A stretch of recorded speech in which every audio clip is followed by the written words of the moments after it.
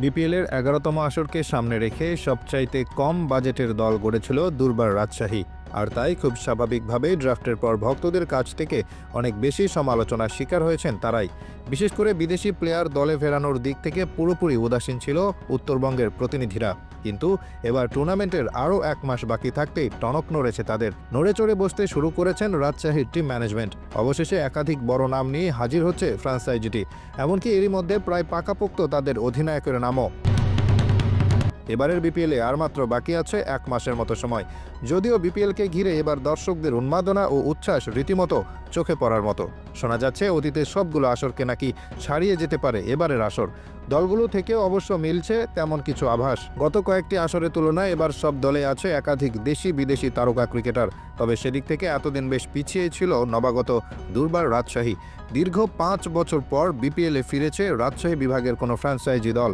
শেষবার ২০২০ সালে অংশগ্রহণ করে চ্যাম্পিয়ন হয়েছিল রাজশাহী রয়্যালস। সেবার দলটির নেতৃত্ব দিয়েছিলেন ক্যারিবীয় পাওয়ার হিটার আন্দ্রে রাসেল। এরপর আর তাদের দেখা যায়নি ঘরোয়া লিগের সর্বোচ্চ এই টুর্নামেন্টটিতে। তবে এবার নতুন নামে অংশ নিয়েছে নতুন ফ্র্যাঞ্চাইজি দুর্বার রাজশাহী। নিলামের আগে তারা ডিরেক্ট সাইনিংয়ের ভিত্তিতে দলে নিয়েছিল টাইগার ক্রিকেটার এনামুল হক বিজয়কে। এছাড়া নিলামের টেবিল থেকে দলে ফেরায় আলোচিত তরুণ পাওয়ার হিটার ব্যাটসম্যান জিসান আলমকে। কিন্তু এবার এই দুজনের সাথে যুক্ত হতে পারেন পাকিস্তান দলের বাঁহাতি ওপেনার ফখর জামান। সেই সাথে যুক্ত হওয়ার সম্ভাবনা আছে কিউই ব্যাটার মার্টিন গাফটিল আর লঙ্কান লেগ স্পিনার দাসুন হেমান্তর মতো খেলোয়াড়।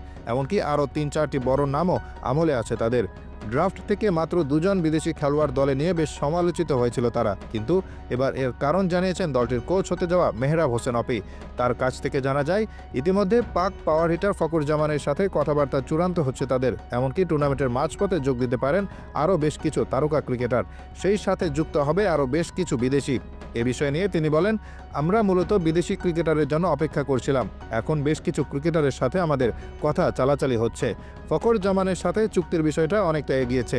বাকি আরও ৩-৪টা বড় নাম আছে, সেগুলি নিজেদের মধ্যে রাখি। সময় হলে ভক্তরা জানতে পারবে।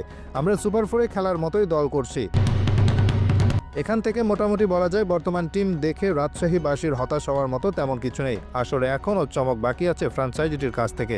এদিকে তাদের ক্যাপ্টেন্সি করবেন কে তা নিয়েও বড় প্রশ্ন ছিল সবার মাঝে।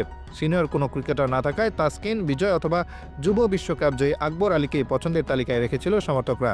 সেখান থেকে তাসকিন আহমেদকেই এগিয়ে রেখেছেন মেহরাব হোসেন অপি। তার মতে তাসকিনের মাঝেই লিড দেওয়ার সামর্থ্য সবচেয়ে বেশি। অর্থাৎ ১ মাস বাকি থাকলেও টুর্নামেন্টে এখনও পর্যন্ত সেরা কম্বিনেশনের দল করতে ব্যস্ত রাজশাহী।